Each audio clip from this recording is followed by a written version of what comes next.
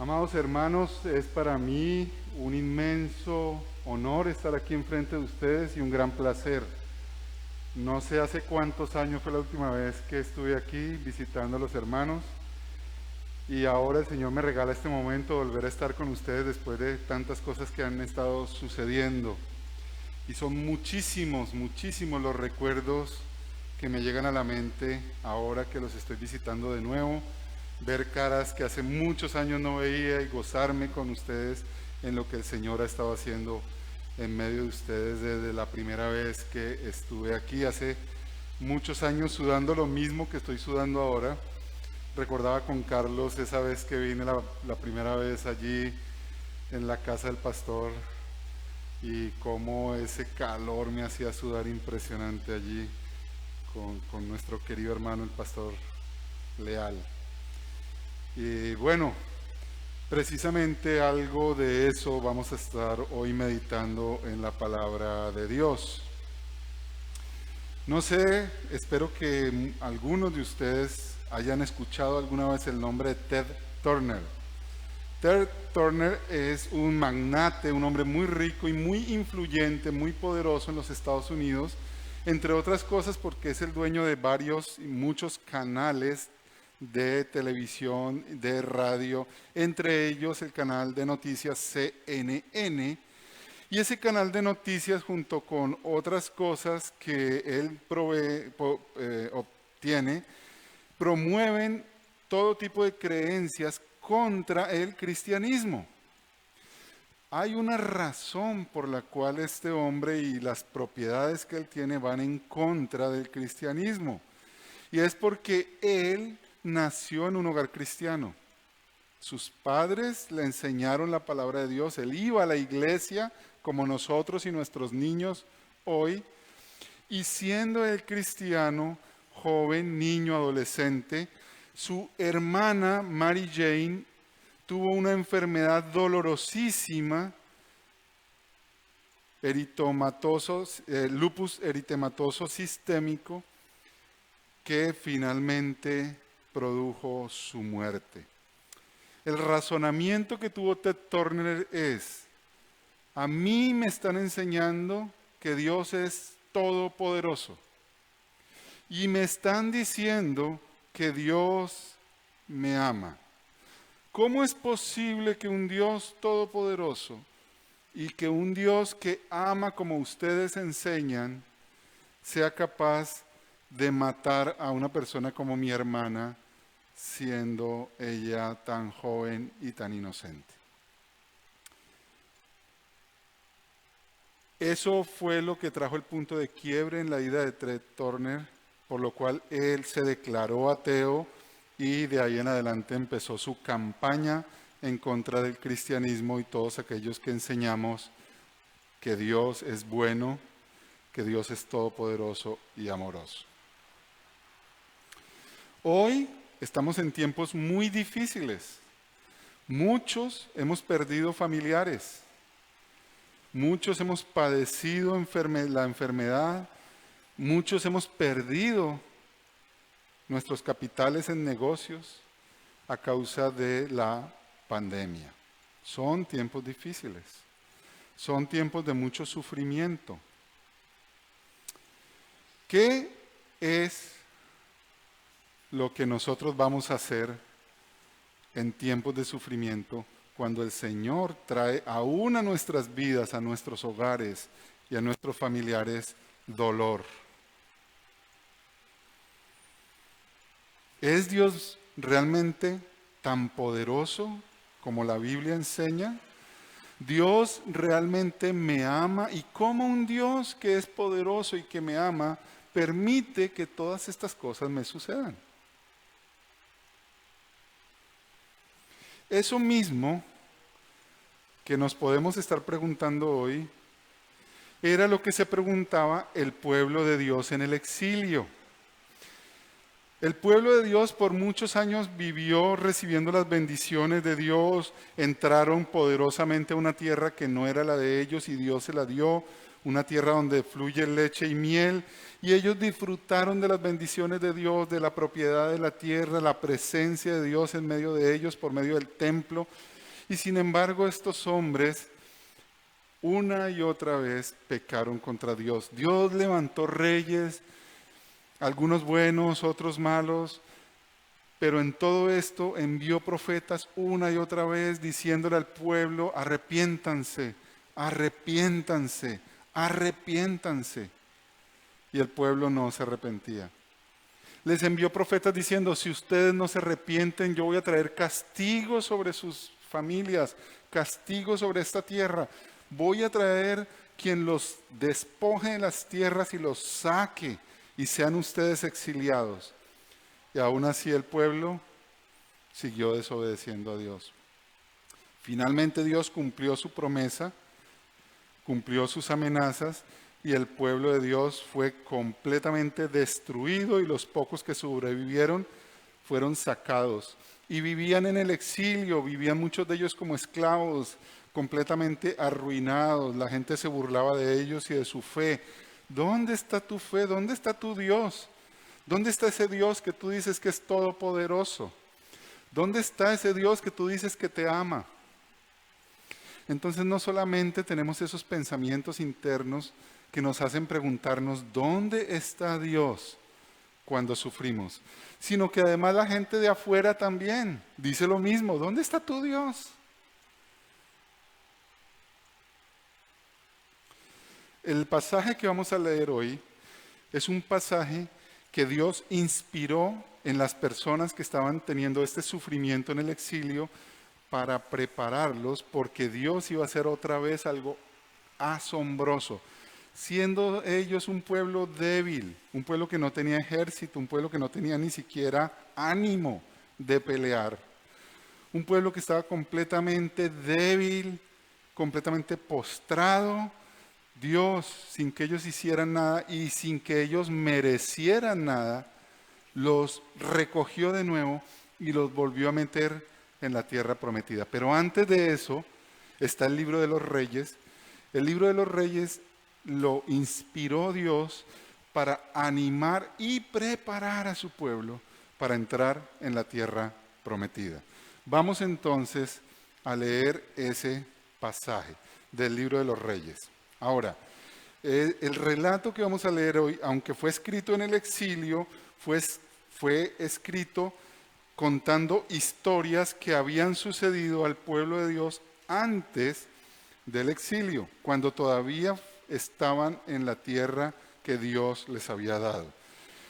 La historia de hoy, escrita en el exilio, trata sobre la vida de Elías y Eliseo.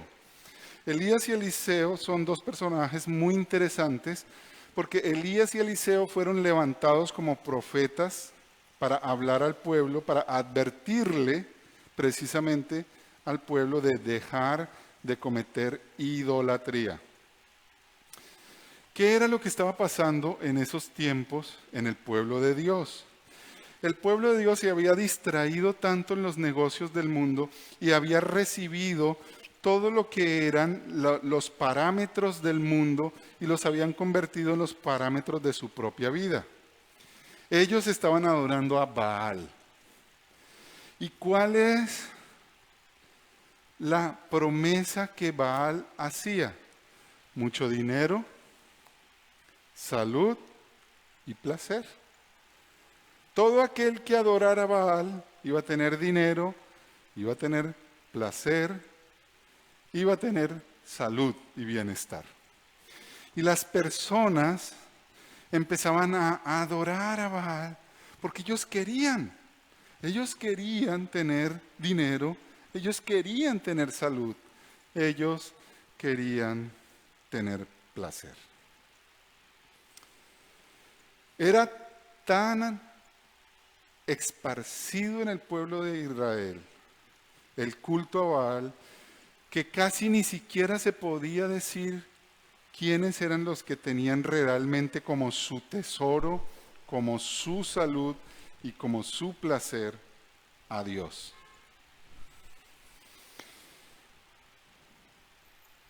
Hoy en día Baal no se llama Baal, pero hay muchas personas que aún poniéndole el nombre de Cristo, realmente a quien están adorando es a Baal. Porque ¿cuál es la motivación? ¿Cuál es la razón por la cual esas personas adoran a Cristo? ¿Es porque Cristo es el sumo bien? ¿Es porque Cristo es el tesoro más grande y si tienen a Cristo ya no necesitan nada, no desean nada, no les falta nada? ¿Es porque realmente encuentran su placer y su deleite en vivir para Cristo y servir a Cristo? ¿O es un pueblo que dice que ama a Cristo y que alaba a Cristo, pero alaba y ama a Cristo para que Cristo les dé prosperidad, para que Cristo les dé salud y para que entonces ellos con su dinero y su salud puedan deleitarse en los placeres del mundo? ¿Cuál es? Ese era el Dios de Ted Turner. Ted Turner dijo, ese Dios no existe porque yo quiero un Dios que le dé salud a mi hermana y este Dios no fue capaz de darle salud a mi hermana. Por lo tanto, ya no es mi Dios.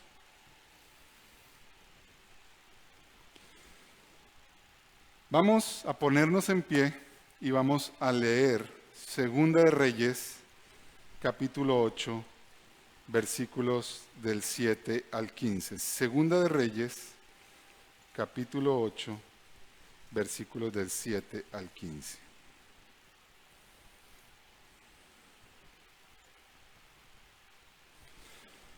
Dice así la palabra de Dios. Eliseo se fue luego a Damasco y Ben-Hadad, rey de Siria, estaba enfermo, al cual dieron aviso diciendo, el varón de Dios ha venido aquí. Y el rey dijo a Hazael, toma en tu mano un presente y ve a recibir al varón de Dios y consulta por él a Jehová diciendo, ¿sanaré de esta enfermedad? Tomó pues Hazael en su mano un presente de entre los bienes de Damasco, 40 camellos cargados, y fue a su encuentro, y llegando se puso delante de él, y dijo, tu hijo, Ben-Hadad, rey de Siria, me ha enviado a ti, diciendo, ¿sanaré de esta enfermedad? Y Eliseo le dijo, ve, dile, seguramente sanarás. Sin embargo, Jehová me ha mostrado que él morirá ciertamente. Y el varón de Dios le miró fijamente a Hazael y estuvo así hasta hacerlo ruborizarse. Luego lloró el varón de Dios. Entonces le dijo a Hazael, ¿por qué llora mi señor? Y él respondió, porque sé el mal que harás a los hijos de Israel. A sus fortalezas pegarás fuego, a sus jóvenes matarás a espada, y estrellarás a sus niños, y abrirás el vientre de sus mujeres que están encinta. Y Hazael dijo, pues, ¿qué es tu siervo, este perro muerto, para que haga todas esas grandes cosas?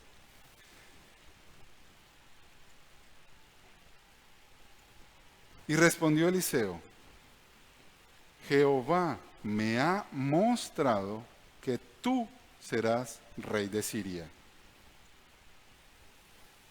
Y Hazael se fue y vino a su señor, el cual le dijo, ¿qué te ha dicho Eliseo? Y él respondió, me dijo que seguramente sanarás. El día siguiente tomó un paño y lo metió en agua y lo puso sobre el rostro de Ben-Hadad y murió y reinó Hazael en su lugar. Tomen asiento.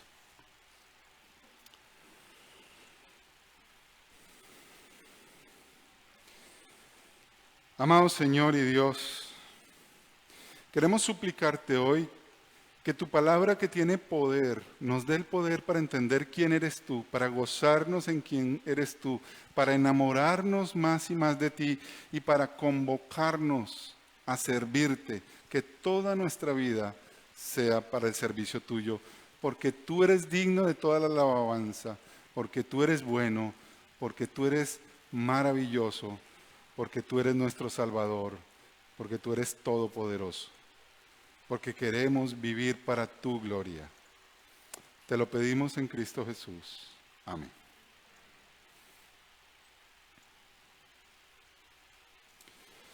Muy bien, como les decía, el pueblo de Dios en tiempos de Elías y Eliseo estaba en gran idolatría, amando las cosas del mundo y deseando que Dios les cumpliera sus deseos de las cosas del mundo. Sin embargo, Dios no se quedó quieto cuando veía que su pueblo se estaba yendo masivamente a adorar a Baal, sino que envió a Elías y a Eliseo. Hay tres grandes momentos en la historia de la humanidad en la que Dios ha hecho milagros y milagros y milagros y milagros y que quedaron registrados en la Biblia.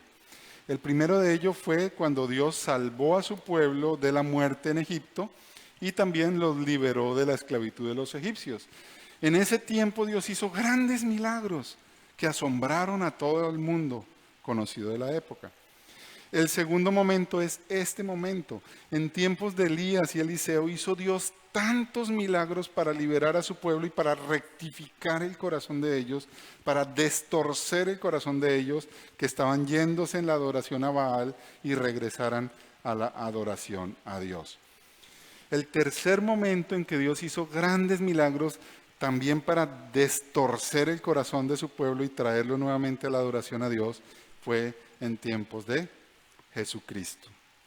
Entonces lo que estamos viendo aquí es precisamente cómo Dios prepara a su pueblo que sabía todo lo que había pasado en tiempos de Elías y Eliseo y para decirles que Dios los iba a regresar a la tierra prometida e iba a destorcer sus caminos para que ellos vinieran y adoraran a Dios. Por eso es que Juan el Bautista es llamado como es llamado, el que viene a destorcer los caminos de Dios, a allanar los caminos para que viniera ese gran rey prometido que es Jesucristo. Nuestro pasaje de hoy, el que está en Segunda de Reyes, tiene un contexto muy interesante. Y ustedes recuerden, hermanos, por favor, recuerden que toda la palabra de Dios siempre debemos leerla en su contexto. Si yo no leo la palabra de Dios en su contexto, yo puedo sacar cualquier cosa y volverlo una doctrina, y es una doctrina herética, por supuesto. Y todas las herejías que ustedes han conocido en la historia del mundo han sido herejías a causa de no respetar el contexto en que está escrita la palabra de Dios. Entonces, antes de esta historia, hay dos historias interesantes. No las lean, por supuesto, sería muy largo. Yo les voy a contar muy rápido y resumidamente. Una era de un pueblo que era Siria, que es el mismo pueblo que leímos ahí, que estaba su rey enfermo y que mandó a Asael a preguntar a Eliseo si iba a sanar o no. Ese pueblo en ese momento de la historia era un pueblo mucho más poderoso que Israel. Y ese rey había enviado un gran ejército y habían sitiado la ciudad de Samaria. Estaba Samaria a punto de ser destruida. Sin embargo, Dios mandó una peste, ya cuando estaban a punto de rendirse, ya cuando el pueblo estaba completamente desesperado y derrotado, Dios mandó a una peste al ejército sirio, al punto que unos leprosos que ya estaban muriéndose de hambre, que estaban a la puerta de la ciudad y no los habían dejado entrar, dijeron, pero si vamos a morirnos de hambre, mejor vamos y que nos mate el ejército sirio. Y ellos fueron al ejército sirio para que los mataran y resulta que estaban todos muertos de peste. Y había una gran riqueza en comida, joyas, armas ahí. Esa fue una gran victoria de la salvación de Dios y de mostrar el poder de Dios salvando a su pueblo que estaba completamente derrotado. Luego de eso hay otra historia en la cual está el rey y ese rey dice, oye, cuéntame esa historia de Eliseo que resucitó a un niño y esa es una señal muy tremenda, ¿cómo alguien puede resucitar a alguien que está muerto? Y mientras le estaba contando este hombre al rey la historia de Eliseo, la señora con el niño, que ya no era un niño, era un hombre, habían sido exiliados a causa del hambre y habían regresado y justo estaban pidiendo audiencia con el rey para que el rey por favor les devolviera las tierras, porque mientras ellos se fueron al exilio a causa del hambre, alguien había cogido esas tierras y se las había apropiado. Entonces vienen ellos a pedir audiencia al rey justo en el momento en que el relator le está contando al rey la historia de esas dos personas, la viuda y su hijo. Entonces el relator le dice, rey, es de ellos era que yo les estaba hablando, que a él lo resucitó y ella es la mamá. Y entonces la mamá hizo la solicitud, no, pues es que yo era dueña mi esposo es dueño de una tierra y resulta que me la quitaron. El rey ordenó, devuélvanle la tierra a esta señora. Pero todo eso tiene una razón de ser. El contexto aquí de la historia de Ben-Hadad y Hazael es en realidad la historia de lo que Dios va a hacer. Dios ha castigado a su pueblo ha ido al exilio, así como esta viuda tuvo que ir al exilio, pero Dios es todopoderoso y así como venció al imperio sirio, así iba a vencer también a todos los imperios enemigos del pueblo de Israel e iba a hacer que Israel volviera a su tierra. Ese es el contexto de nuestro pasaje. De tal manera que por eso yo he titulado este sermón, La tragedia que se convierte en victoria. La tragedia que se convierte en victoria. Lo que leímos hoy es ni más ni menos que una historia trágica. Cuando Eliseo ve a Hazael o Asael, lo que ve es el futuro de Israel, lo que este hombre va a hacer. Y lo que va a hacer pues es terrible. Hazael va a ser un instrumento de Dios para castigar severamente a su pueblo. Pero Dios en su misericordia y en su sabiduría le hace saber a su pueblo que así como los castigó, porque ellos, los que están escuchando este relato, ya están en el exilio, ya están en la parte de la historia donde efectivamente fueron sacados todos ellos. Como la viuda que tuvo que salir, ellos han sido sacados de su pueblo. Pero Dios les está diciendo, yo los voy a ustedes a regresar. Yo los voy a regresar a su tierra. Entonces Hazael es mostrado como un instrumento de purificación. Noten ustedes algo interesante y espero que no se les olvide. El problema del pueblo de Israel no era que los sirios fueran más poderosos. El problema de Israel no es que sus enemigos fueran más poderosos. El problema de Israel era que su infidelidad hacía que Dios fuera su enemigo. Voy a repetirlo. Mis amados hermanos, nuestros enemigos en este momento no son la pandemia, la escasez económica. Nuestro enemigo es nuestra idolatría, nuestro amor a esas cosas, que hace que Dios sea visto por nosotros como nuestro enemigo.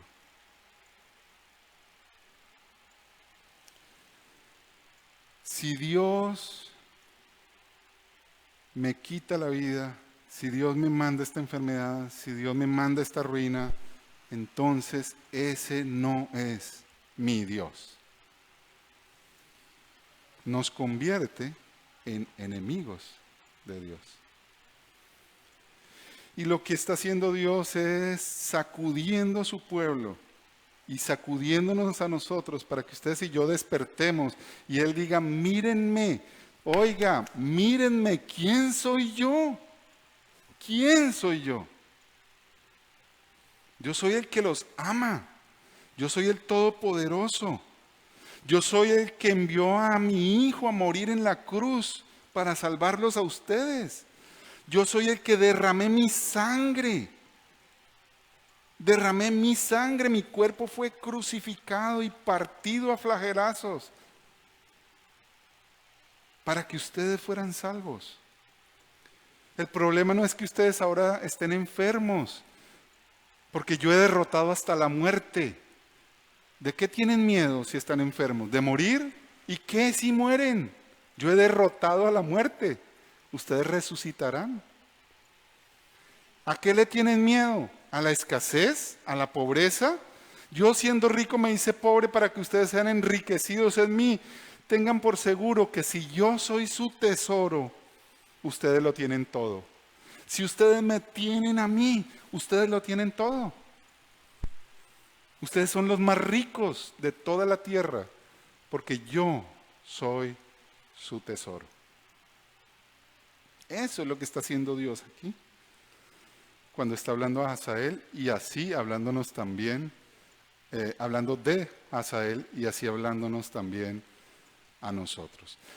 Realmente Dios es todopoderoso, soberano sobre todas las cosas.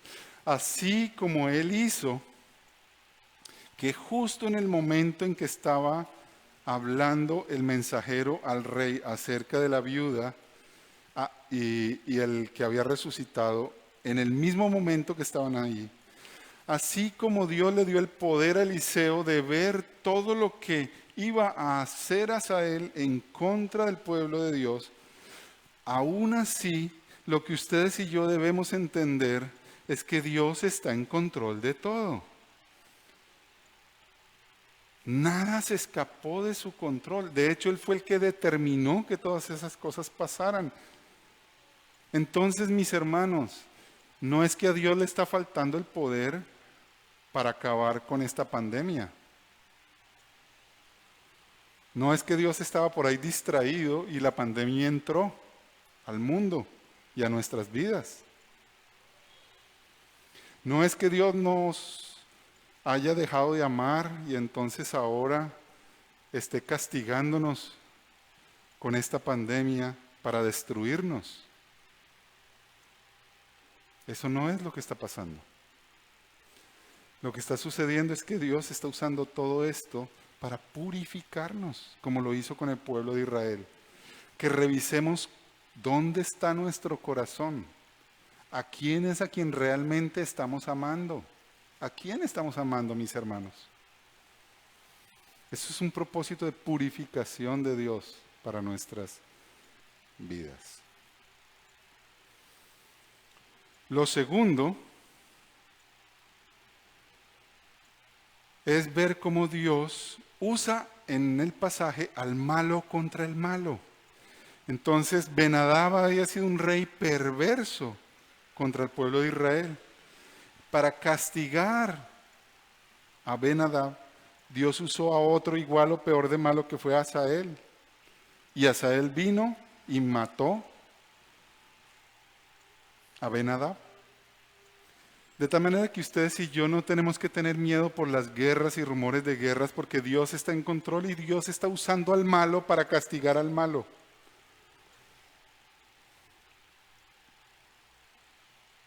Así como Dios usa al malo, Hazael, para purificar a su pueblo, así también usa Dios al malo para castigar al malo. Eso nos lleva a otro atributo de Dios maravilloso. No solamente Él es todopoderoso, no solamente Él nos ama y nos purifica porque nos quiere limpiar de todo nuestro pecado, nuestra suciedad, pero además de eso vemos que Dios es justo. Entonces, cuando ustedes y yo vemos cómo los poderosos usan el COVID y todas estas conspiraciones para ser más ricos y más poderosos, mis hermanos, ¿por qué nosotros nos concentramos en los conspiradores? Si los conspiradores nada pueden hacer contra el poder de Dios. Dejemos de estar asustados de la conspiración y de los conspiradores. ¿Qué nos importa a nosotros si hay o no hay? Lo que usted y yo debemos ver y a lo que usted y yo debemos aferrarnos es que sea que haya o que no haya conspiradores, Dios está por encima. ¿Saben qué? Lean el Salmo 2. El Salmo 2 dice exactamente eso. Dice, se unirán los hombres contra Jehová y contra su ungido. Se unirán los hombres contra la iglesia. Se unirán. Eso es algo real en la historia. Una y otra vez los seres del mundo se van a estar uniendo de una y otra manera contra Jehová y contra su ungido. Y por lo tanto contra el pueblo de Dios. Pero ¿sabe qué más dice ese Salmo 2? Y el Señor se reirá. El Señor se reirá. Es como si a usted vienen a atacarlo y a golpear los niños de 2 años y quieren destruirlo y le cogen a usted los pies y con esa rabia que lo quieren matar. Y usted los mira, se ríe. Así es de poderoso Dios. De tal manera que ¿cómo es posible que nosotros los creyentes estemos asustados por las conspiraciones de los hombres? Oh, están conspirando los poderosos.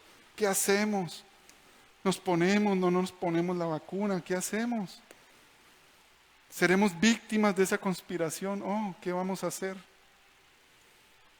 Cuando nosotros, teniendo a Cristo, deberíamos reírnos de todo eso.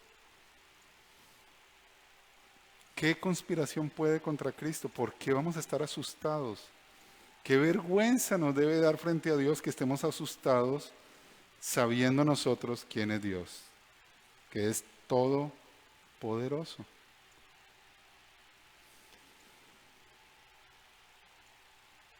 Lo tercero que nos muestra este pasaje es acerca de la profunda necesidad que tenemos de Jesucristo. Fíjense ustedes que en medio de toda esta historia de Ben-Hadad, Hazael y Eliseo, lo que vemos es que el pueblo de Dios no pudo ser protegido por el rey de Israel. Siria finalmente dominó. El rey de Israel no los pudo proteger contra la idolatría. Los profetas, Eliseo, con todas las maravillas que hizo, no pudo lograr que el corazón del pueblo dejara de torcerse. Finalmente fueron exiliados a causa del pecado. Lo que muestra este pasaje, y ese es un propósito que tiene Dios, es que ellos y nosotros reconozcamos que sin Cristo, sin el Espíritu Santo, nosotros no podemos. Nosotros necesitamos a Cristo. El pueblo que estaba recibiendo esta historia debía saber, obviamente, que los reyes habían fracasado, no habían podido proteger a Israel, finalmente habían ido al exilio. Los profetas habían fracasado, la idolatría siguió en el corazón y finalmente el pecado y la rebelión de Israel hizo que Dios los sacara. Ellos entonces solamente tenían una cosa. Ellos tenían solo una cosa a que aferrarse: a la promesa de que Dios los amaba. Ellos no podían decir que eran buenas personas. Ellos no podían decir que iban a luchar contra el imperio y a regresar a Israel, porque iban a vencer a estas naciones. Ellos lo único que tenían, la única esperanza que tenían era que Dios hiciera algo. La única esperanza que ellos tenían era que Dios hiciera algo. Y la promesa de Dios, esa promesa de Dios estaba representada en ese rey que Dios le había prometido a David.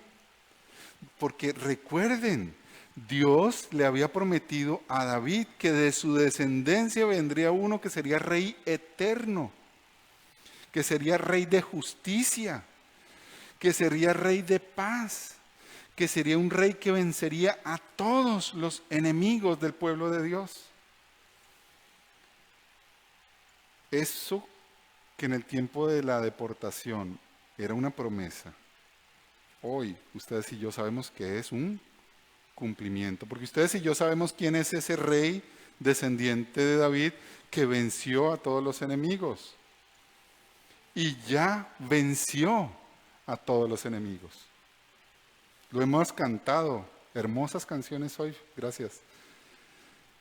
Estamos cantando de la victoria de Cristo sobre la muerte, estamos hablando de que Él resucitó, estamos hablando de la libertad que tenemos en Cristo del pecado. Él es nuestro Salvador, lo cantamos, hermanos, ya pasó, es una realidad. De tal manera que nosotros, con mayor razón, tendríamos que ser fieles.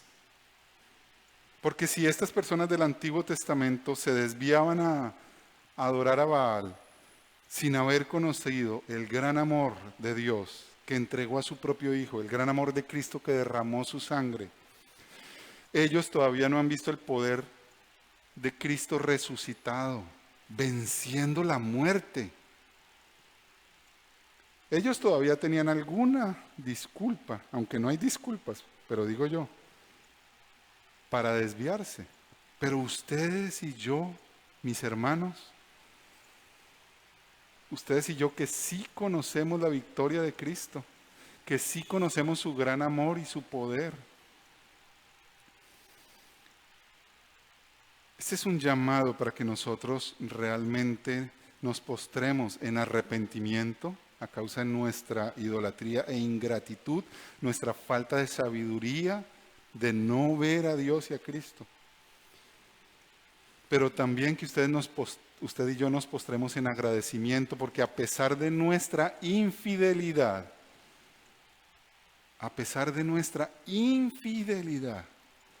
Él se mantiene fiel a su juramento de amor. Él se mantiene fiel a su juramento de amor que hizo para nosotros. ¿Qué sería de nosotros si el Señor no fuera fiel? ¿Qué sería de nosotros si Él no se mantuviera firme en su promesa de amor a pesar de lo infieles que somos nosotros? Pero hoy venimos a adorarle y exaltarle. Estamos aquí hoy reunidos como pueblo, dirigidos hacia Él en alabanza, en adoración, precisamente porque Él, a pesar de nosotros, nos sigue amando. A pesar de nosotros, Él sigue comprometido en la salvación, en la vida abundante. Él sigue siendo el que está con voz tierna llamándonos a que lo amemos a Él más que a cualquier otra cosa. Que lo amemos a Él por sobre todas las cosas. Aplicaciones, mis hermanos. Primero, que Dios hace cosas que superan nuestro entendimiento. No podemos hacer como Ted Turner, que porque no entendemos lo que Dios está haciendo, entonces ese ya no es nuestro Dios. Nosotros debemos mirar más allá de lo que no entendemos y ver lo que sí entendemos. ¿Y qué es lo que usted y yo entendemos? Entendemos que Dios es Dios, que Dios es todopoderoso y que Dios nos ama. Eso usted y yo lo podemos entender si somos testigos de Él, porque somos testigos de su amor por nosotros al punto de morir en la cruz. ¿Cómo podemos dudar de su amor? No podemos dudar del amor de Dios. No podemos dudar del poder de Dios porque resucitó de entre los muertos, venció la muerte. No podemos dudar. Hay cosas que no entendemos de Dios. Pero las cosas que sí entendemos de Dios son absolutamente completas para que podamos confiar en Él. Son suficientes para que podamos vivir en gozo y en paz a pesar de las circunstancias. Porque lo miramos quién es y eso nos da toda la paz. Y eso mismo hace que nosotros tengamos un compromiso como testigos. ¿Qué es lo que nuestros hijos están viendo? Como padres, como esposos, varones con nuestra esposa, ¿qué es lo que estamos mostrando de Cristo? Porque ahora nosotros somos y deseamos ser cada vez más parecidos a Cristo. ¿Qué estoy mostrando yo en mi hogar? Un hombre que le tiene miedo a las pandemias, a las conspiraciones, a la escasez, a la enfermedad. ¿Eso es lo que yo estoy mostrando? ¿Eso es lo que yo estoy transmitiendo? ¿O estoy transmitiendo a un varón que mira a Cristo y en Cristo está confiado? Que mira a Cristo y en Cristo tiene paz. Que mira a Cristo y en Cristo sabe que es vencedor y que todas las cosas que están pasando forman parte del control de la soberana voluntad de Cristo cumpliéndose en el mundo. ¿Qué es lo que nosotros estamos transmitiendo? Otra aplicación. La palabra de Dios dice, es muy interesante, Jesús le dice a los fariseos lo siguiente: ustedes escudriñan las escrituras, porque allí saben ustedes que está la salvación. ¿Y saben de qué hablan las escrituras? Las escrituras hablan acerca de mí. Entonces, mis hermanos, cuando ustedes y yo estemos haciendo nuestros devocionales, supliquémosle al Espíritu Santo que nos muestre a Cristo en el pasaje. Una de las razones por las cuales escogí este pasaje, y voy a confesarme, es porque a veces leemos este pasaje y yo aquí cómo hablo de Cristo. ¿Dónde está Cristo aquí? Bueno, hoy acabamos de ver que sí está Cristo por todas partes en este pasaje.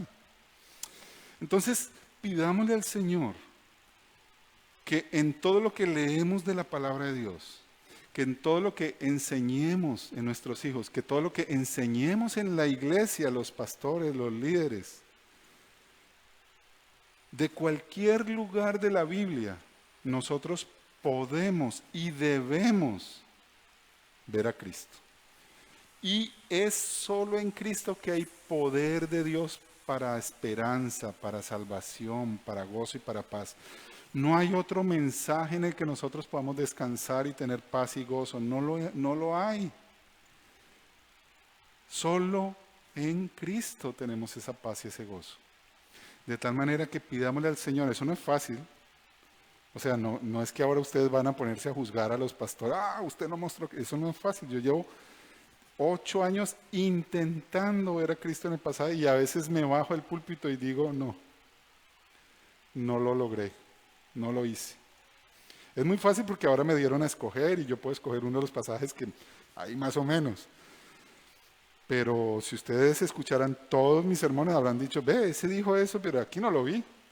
Fracasó. Y sí, fracasé.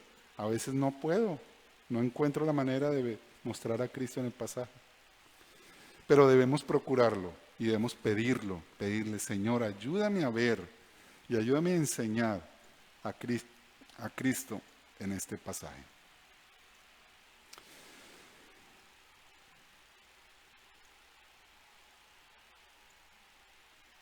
Otra aplicación, mis hermanos, si nosotros tenemos a Cristo como soberano y ya Él venció a todos nuestros enemigos, ya no tenemos miedo, ustedes y yo debemos ver cuando Dios hace temblar el mundo, no debemos asustarnos de, ¿qué va a pasar? No, tembló el mundo porque Dios hizo que temblara el mundo. ¿Y sabe por qué hace Dios temblar al mundo? Dios hace temblar al mundo porque está llamando al arrepentimiento. Oiga, yo soy Dios.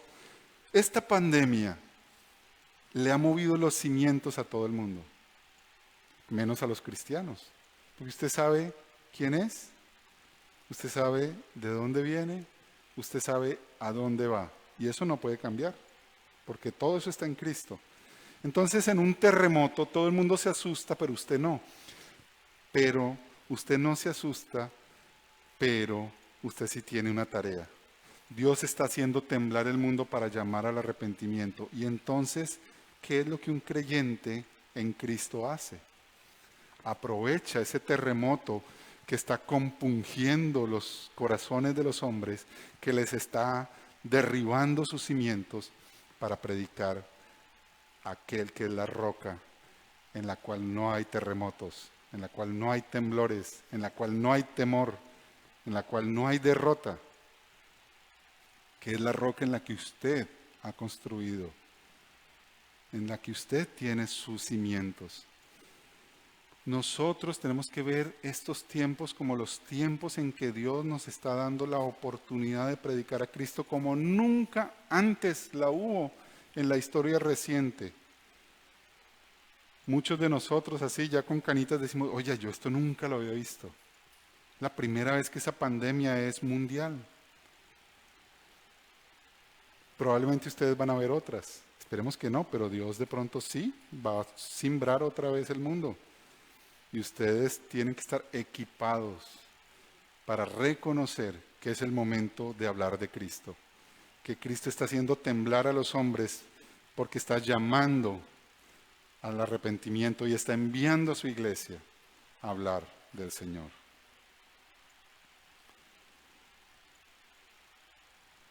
Por último, ustedes y yo que estamos construidos en Cristo, quien ha vencido a todos nuestros enemigos, incluyendo a la muerte, debemos ver todas estas circunstancias desde la perspectiva de la vida eterna. Dios le estaba dando un mensaje en el futuro a estas personas del exilio para que ellos pudieran tener paz mirando el pasado y mirando el futuro y viendo cómo Dios es Dios del pasado y Dios es Dios del futuro y Dios promete a su pueblo estar siempre con ellos para gozo y paz de su pueblo. Y ustedes y yo tenemos todavía un mejor entendimiento porque Jesucristo ha dicho que está preparando lugar para nosotros. Él es las primicias de la resurrección, de tal manera que ustedes y yo tenemos la certeza de la victoria sobre la muerte y de una existencia en completo gozo, en completa paz, donde no habrá pecado y por lo tanto no habrá muerte, no habrá pandemias, no habrá vejez, no habrán guerras, no habrá nada. Habrá millones, millones y millones y millones de años de una existencia en una relación de amor y unidad con Dios y entre nosotros. Usted tiene que mirar la realidad de hoy desde esa otra realidad, que es una realidad futura, pero es igualmente real. Es tan real su realidad futura como su realidad actual.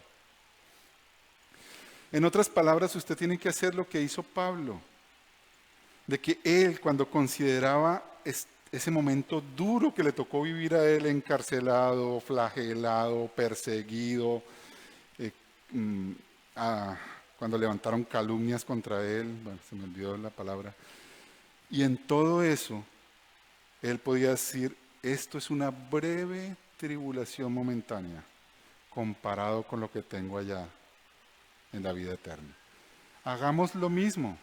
Esto es una breve tribulación momentánea, comparado con los millones y millones de años que tendremos en plenitud de gozo y paz con Cristo.